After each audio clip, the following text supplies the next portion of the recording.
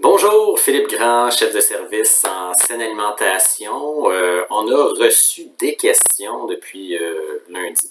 Donc, beaucoup de questions et certaines en lien avec l'alimentation, dont notamment, est-ce qu'on est obligé de nourrir les enfants dans le contexte actuel lorsqu'on ne sait pas combien d'enfants vont être au CPE? La réponse est tout simplement oui. Et c'est sûr que c'est pas évident, il faut s'ajuster, mais il y a certains aspects là, qui sont importants à considérer, qui vont faire en sorte que l'offre que vous allez donner aux enfants, ben, elle va être de qualité. Premier aspect, donc toujours garder en tête l'aspect nutritionnel de la chose. Évidemment, je suis nutritionniste, fait que j'en profite. On garde en tête l'assiette équilibrée, donc avoir un tiers d'aliments protéinés dans l'assiette, un tiers de produits céréaliers, puis un tiers de légumes. Ça, si possible, on conserve ça. Côté collation, donc on veut toujours avoir une collation qui contient des aliments protéinés et qui contient aussi une source de glucides. Donc le matin, le fruit, ça demeure, c'est bien correct. En après-midi, donc on conserve, si possible, une source d'aliments protéinés, donc comme le lait, du yogourt, du fromage. Et on sert ça aussi avec des produits céréaliers comme des pâtisseries qu'on peut cuisiner maison ou des craquelins, des légumes, des fruits aussi en après-midi. Donc tout ça, ça peut faire en sorte qu'on a une collation équilibrée et qu'au total, ben, l'enfant reçoit ce qu'il a besoin en termes de variété. Il y a des aspects pratiques, il y a de la planification à prévoir aussi, vu qu'on est avec des nombres indéfinis d'enfants qui se présentent. Alors, ça peut être pratique de choisir des recettes que vous allez faire et qui vont bien se congeler individuellement. Regardez sur votre menu, inspirez-vous de votre menu, vous en avez probablement de plusieurs sur votre menu, donc que vous pourriez faire en quantité normale, telle qu'elle, puis les congeler en portions de 3 à 4, de 2 à 3 à 4 à 5 portions en petits paquets, ce que vous voulez, puis après vous les congelez, vous les notez, puis de temps en temps, vous avez ça en stock. Fait que dépendamment comment de temps vous allez être avec des petits groupes d'enfants, ben ça peut servir à dépanner à droite puis à gauche quand vous avez un nombre superflu d'enfants qui arrivent. Pas superflu, mais de plus que vous n'aviez pas prévu. Autre chose, les quantités, donc vous êtes dans des recettes familiales, évidemment, donc inspirez-vous de ce que vous voyez sur le web, de ce que vous avez dans vos livres de recettes. C'est des rendements généralement entre 4 à 8 portions pour une famille, donc c'est probablement ça que vous servez, à la limite doublé si jamais vous êtes en questionnement. Troisième point, donc la gestion des stocks et les sorties à l'épicerie. C'est sûr qu'on ne veut pas que vous ayez à tous les jours à l'épicerie. On veut que vous soyez, que ces sorties-là soient planifiées. Donc, regardez votre stock. Regardez ce que vous avez encore en inventaire. C'est sûr que beaucoup de gens ont vidé les frigos la semaine dernière, donc ça se peut qu'ils soient vides. Il y a des choses qu'on va devoir acheter, des fruits, des légumes frais, des produits laitiers comme du lait, du yogourt, fromage, tout ça c'est normal à acheter.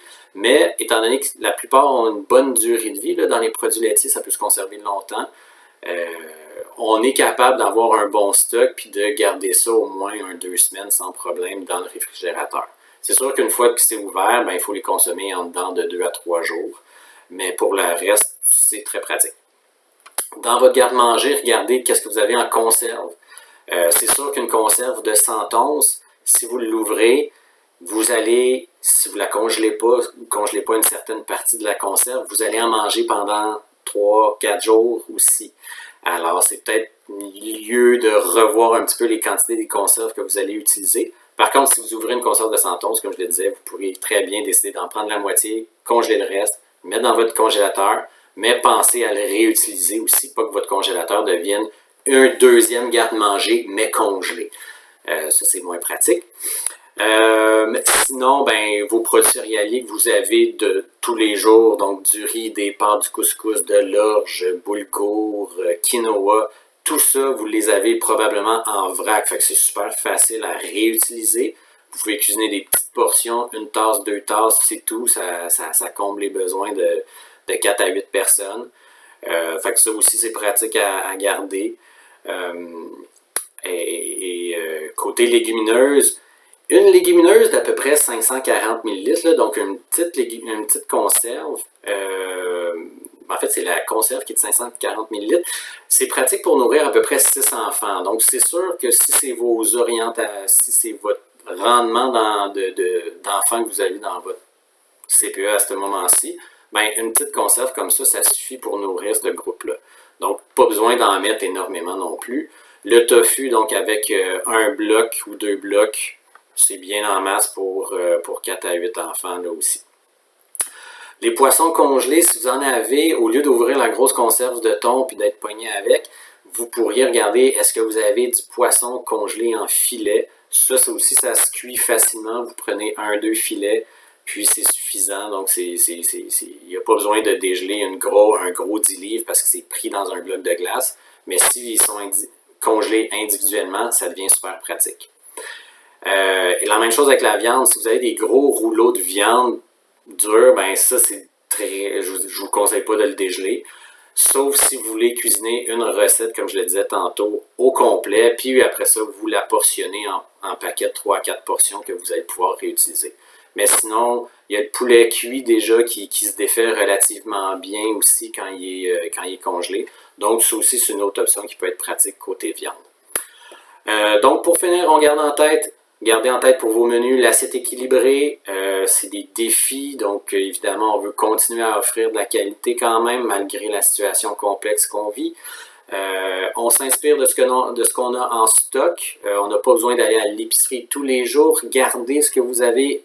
Si vous allez à l'épicerie, pensez-y, faites une bonne liste d'épicerie avec des aliments qui se conservent relativement longtemps, comme ça vous allez pouvoir les réutiliser ou les utiliser sur une bonne période sans avoir à aller à l'épicerie tous les jours. Et pensez à avoir des recettes qui se congèlent bien, donc qui se portionnent et que vous allez pouvoir réutiliser au fur et à mesure.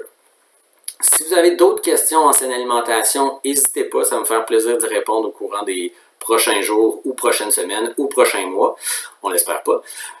Mais ça va me faire plaisir quand même de continuer à répondre à vos questions dans les prochains mois, là, ça ne change pas. Donc, il y a d'autres capsules qui vont venir dans les prochains jours, alors j'espère que ça vous a donné quelques idées, puis honnêtement, continuez votre bon travail. C'est le temps d'être créatif, c'est le temps de sortir, d'avoir de la souplesse aussi avec le menu que vous avez. Donc, je vous dis bonne journée, puis on se reparle bientôt. Merci.